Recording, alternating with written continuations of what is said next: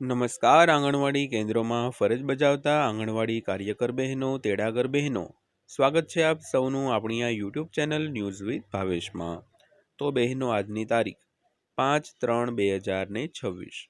તો આજના વિડીયોની અંદર આપણે વાત કરીશું આંગણવાડી પગાર વધારા સહિત માંગણીઓ થઈ છે મંજૂર. તો મહિલા અને બાળ વિકાસ મંત્રાલય દ્વારા આંગણવાડી બહેનોની વર્ષો જૂની માંગણીઓ પર લેવાયો છે એક મહત્વપૂર્ણ નિર્ણય. તો બહેનો, શું નિર્ણય લેવાયો છે અને કઈ રાજ્ય સરકારે આ નિર્ણય લીધો છે, જેની આજના વિડીયોમાં આપણે ચર્ચા કરીશું. તો આજનો વિડીયો ખાસ કરીને અંત સુધી જોઈ લેજો બહેનો. અને વિડીયો શરૂ કરતા પહેલાં એક દિલથી નમ્ર વિનંતી કે હજી સુધી જો આપણી આ ચેનલ તમે સબસ્ક્રાઈબ ન કરી હોય તો આવી જ અગત્યની માહિતીઓ મેળવવા માટે આપણી આ યુટ્યુબ ચેનલ પણ સબસ્ક્રાઈબ કરી લેજો બહેનો.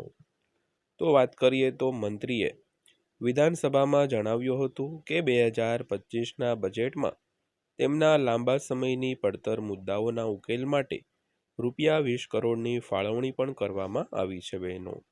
તો બહેનો, આ વાત છે આંધ્રપ્રદેશ રાજ્યની.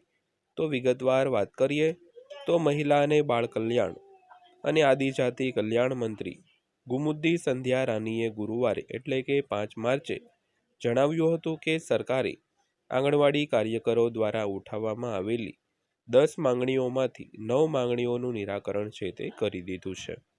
તો ખાસ કરીને જે મહિલા અને બાળ વિકાસ મંત્રી છે તેમણે ગુરુવારે એટલે કે 5 માર્ચના રોજ જે આંગણવાડી કાર્યકરો દ્વારા ઉઠાવવામાં આવેલી જે 10 માંગણીઓ હતી તેમાંથી 9 માંગણીઓનું નિરાકરણ છે તે લાવી દીધું છે.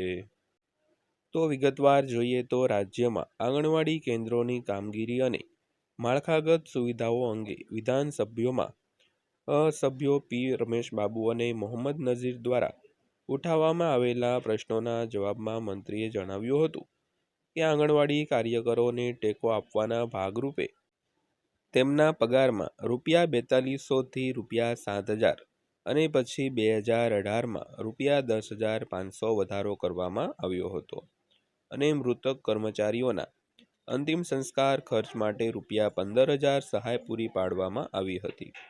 તો 2025ના બજેટમાં તેમના લાંબા સમયથી પડતર પ્રશ્નોના ઉકેલ માટે ₹20 કરોડની ફાળવણી પણ કરવામાં આવી છે તેમ પણ તેણે કહ્યું હતું.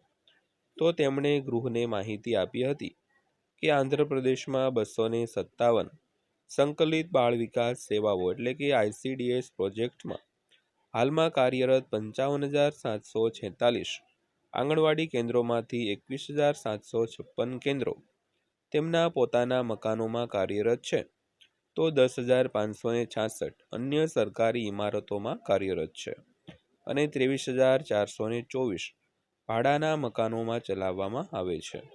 તો તેમણે જણાવ્યું હતું કે 2,922 આંગણવાડી ઇમારતો વિવિધ તબક્કામાં નિર્માણાધીન છે, જેમાં 948 અંતિમ તબક્કામાં છે, 873 સ્લેબ સ્તરે, 351 છત સ્તરે, 269 લિંટલ તબક્કામાં, 429 ભોંયરામાં અને 52 ઇમારતો પાયાના તબક્કામાં છે બહેનો.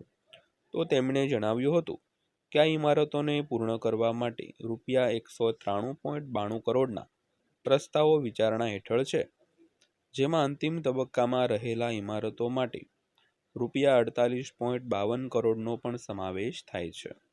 તો સરકારે 2025-26માં પૂર્ણ થવાના આરે આવેલી ઇમારતોને પૂર્ણ કરવા માટે ₹4 કરોડ પહેલેથી જ જારી કરી દીધા હતા અને PM જનમન યોજના હેઠળ શ્રીકાકુલમ અને પાર્વતીપુરમ અને અલ્લુઅરી સીતારામ રાજુ જિલ્લામાં 78 આંગણવાડી કેન્દ્રોના નિર્માણ માટે ₹9.36 કરોડ જારી કરવામાં આવ્યા હતા એમ તેમણે જણાવ્યું હતું.